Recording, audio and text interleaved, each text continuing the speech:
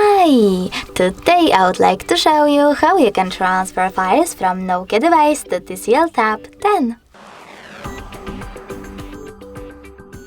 Firstly, go into Play Store on both of them and install free app called Send Anywhere from this developer. When it's ready, open it.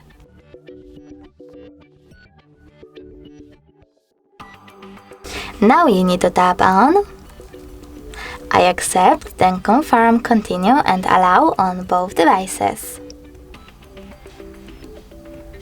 Nextly, choose send on Nokia and receive on TCL. I just need to rotate it real quick. Now choose all of those dots on your Nokia smartphone and then tap on send. This way you'll select all of those files and then transfer them. It will take a long time to do it now, so I will go with only one photo, for example that one. Choose send and tap on got it. Over here on TCL, choose no thanks and close this window. As you can see now, we have two ways to connect. We can scan this QR code using this scanning icon on TCL, selecting while using the app or only this time and pointing our camera at the code.